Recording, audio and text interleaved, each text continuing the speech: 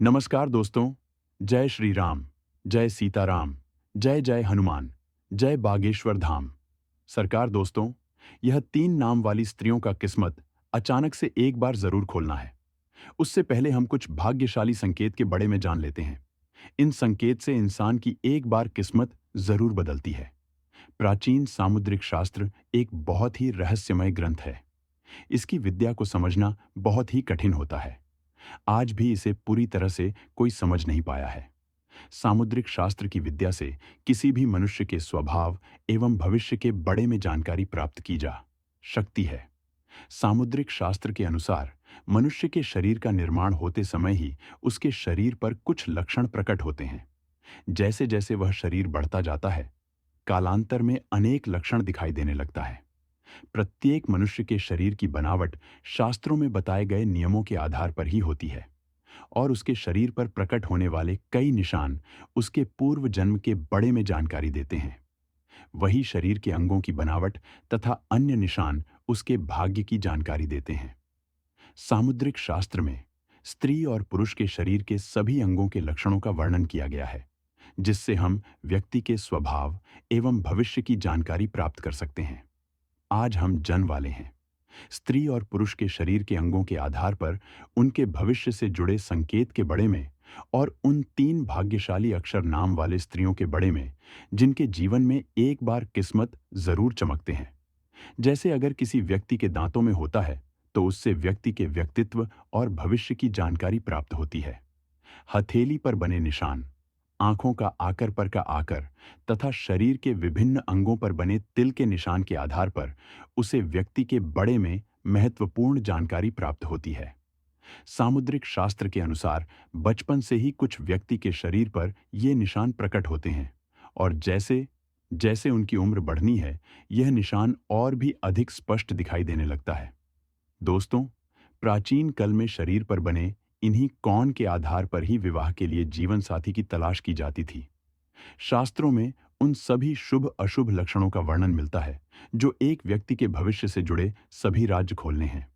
इसीलिए आप भी जान लेने, आपके शरीर पर बने निशान आपके बड़े में क्या कहते हैं। आपको सफलता मिलेगी, नौकरी कब मिलेगी, आपको कैसा जीवन साथी मिलेगा तथा आपकी आर्थिक स्थिति कैसी रहेगी। इसी के साथ ही व्यक्ति के स्वास्थ्य से जुड़ी जानकारी भी हमारे शरीर पर बने यह निशान हमें देते हैं। इसीलिए हमें इन्हें गौर से देखना चाहिए। तो चलिए जान लेते हैं। शरीर पर बने विभिन्न निशान और लक्षणों के बारे में किसी भी व्यक्ति के छाती के मध्य में कल रंग का तेल प्रकट होता है अथवा स्पष्ट रूप में दिखाई देता है तो इसे बहुत ही शुभ संकेत समझना चाहिए। शास्त्रों के अनुसार ऐसा व्यक्ति भाग्यशाली माना गया है। यह लोग परिवार में और समाज में अपना अलग ही स्थान बना लेते हैं। यह अपने अथक परिश्रम से व्यापार में तरक्की करते हैं, समाज में मां प्रतिष्ठा स्थापित करते हैं।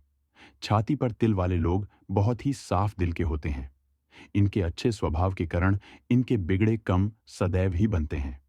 इनकी आर्थिक स्थिति भी बहुत अच्छी होती है। धन प्रताप के लिए यह लोग सदैव आतुर रहते हैं। यदि किसी स्त्री के छाती के मध्य में तिल का निशान होता है तो उन्हें सजना संवारना अधिक पसंद होता है। इन लोगों के अंदर कोई ना कोई कल अवश्य होती है और इस कल का उपयोग करके ये लोग बहुत धन अर्जित करते हैं। इनका वैवाहिक जीवन सुख शांति से भारत हुआ राहत है। खासकर विवाह के बाद इनका भाग्य उदय होता है, अर्थात इन्हें शादी के बाद कामयाबी मिलती है। इनका जीवन साथी हर कार्य में इनका साथ देता है। दूसरा स्थान है नाक पर तिल का निशान। सामुद्रिक शास्त्र के अनुसार नाक पर तिल होना शुभ लक्षणों में से एक है। नाक पर तिल वाले व्यक्ति का मां बहुत ही साफ होता है, किंतु इनकी प्रकृति शीघ्र कॉपी होती है, अर्थात यह लोग जल्दी गुस्सा हो जाते हैं। इन्हें हंसी मजाक करना अच्छा लगता है, लेकिन यह अपने मां में किसी के प्रति द्वेष की भावना नहीं रखते हैं और कभी किसी के साथ चल अथवा कपाट भी नहीं करते हैं। सामुद्रिक शास्त्र कहता है नाक पर तिल वाले लोग स्वाभिमानी होते हैं और यह कर्म पर विश्वास रखते हैं। जैसे जैसे इनकी उम्र बढ़नी है, यह और भी अधिक कामयाब बनते जाते हैं। शास्त्रों के अनुसार नाक पर तिल वाले व्यक्ति को 30 की उम्र के बाद सफलता प्राप्त होती है। इन लोगों को अपने परिवार से बहुत अधिक प्रेम और सम्मान मिलता है। नाक पर तिल वाली औरतें बहुत बुद्धिमान होती हैं। ऐसी महिलाएं जीवन में कोई बड़ा कार्य सिद्ध करती हैं। करियर में इन्हें बहुत सफलता प्राप्त होती है। इनकी वाणी अत्यंत मधुर होती है, जिससे यह किसी का भी मन मोह लेती है। नाक पर तिल वाले लोग चाहे नौकरी करें या व्यापार, इनके भाग्य में हर क्षेत्र में तरक्की होती है। तीसरा स्थान है हथेली पर तिल का निशान। जिन लोगों की मुट्ठी बैंड करने पर मुट्ठी में तिल बैंड हो जाता है, यह लोग छोटी उम्र से ही प्रसिद्ध प्राप्त करते हैं। इनके अंदर कोई एक श्रेष्ठ कला होती है। छोटी उम्र से ही ये लोग दूसरों को अपनी ओर आकर्षित करते हैं। अपनी इसी कल के कारण यह लोग आगे चलकर यशवान और प्रतिष्ठा प्राप्त करते हैं। हथेली पर तेल वाली महिलाएं बहुत ही भाग्यशाली होती है। इनके पास धन आता ही राहत है। उन्हें कम खर्च करने वाली गृह कार्य में दक्ष माना गया है। यह अपने परिवार से बहुत अधिक प्रेम करती है और एक ही पुरुष के प्रति एक कनिष्ठ होती है।